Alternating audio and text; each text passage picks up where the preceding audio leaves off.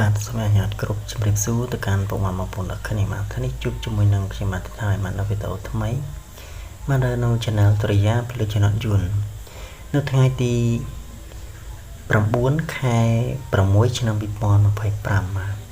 អញ្ចឹងណាបងប្អូនគាត់ទៅនិយមលេងចំណតយន្តមកដល់ម៉ោង 4:30 នាទីដល់ម៉ោង 6:30 នាទី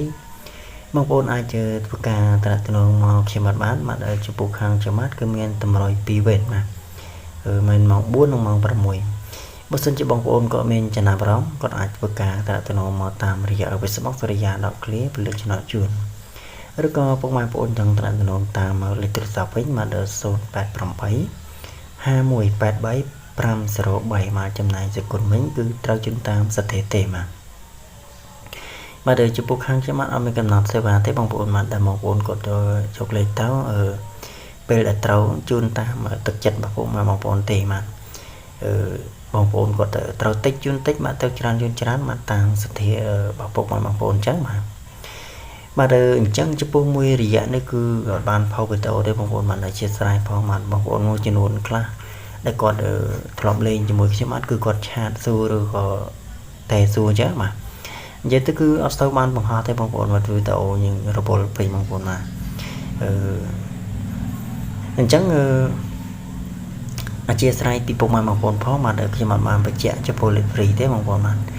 ចំណែកតែលេខតាមឆាតតាមខលហ្នឹងគឺបងប្អូននៅតែអាចធ្វើការឆាតឬក៏ខលមកសុំលេខបាន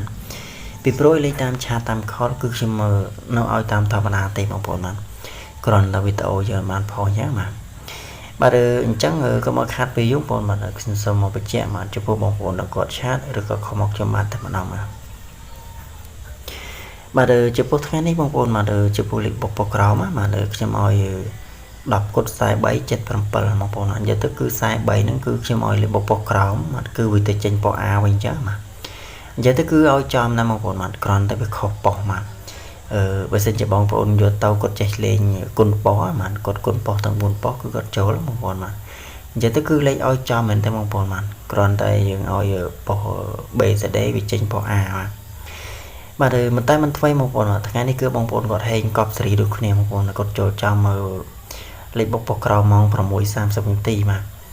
ចំពោះម៉ោង 6:30 នាទីហ្នឹងគឺខ្ញុំឲ្យលេខបុកប៉ុសក្រោម60 គុតបងប្អូនគឺចេញចំតែម្ដងគឺអត់មានឡើងចុះទេគឺចេញចំហែងកប់សេរីតែម្ដងបាទអញ្ចឹងដល់បងប្អូនគាត់ហែងអញ្ចឹងហើយគាត់កុំភ្លេចជួយជូនសគុណខ្ញុំមកទិញទួយផងដើម្បីឲ្យលេខហែងសង្ឃឹមថាថ្ងៃស្អែកគឺអាចនឹងហែងចូលចំទៀតបងប្អូនបាទអញ្ចឹងចំពោះការទៀងទាត់ថ្ងៃនេះខ្ញុំមិនតែប៉ុណ្ណឹងទេអញ្ចឹងខ្ញុំមកធ្វើការឲ្យលេខហ្វ្រីថ្ងៃថ្មីថ្ងៃទី9 ខែ 6 ឆ្នាំ 2025អញ្ចឹងចំណែកលេខហ្វ្រីលេខអូសខ្ញុំឲ្យអូសខ្ញុំឲ្យអូស8ខ្ញុំឲ្យអូស8នឹង30ចំណែកលេខពិសេសវិញខ្ញុំឲ្យលេខពិសេសខ្ញុំឲ្យ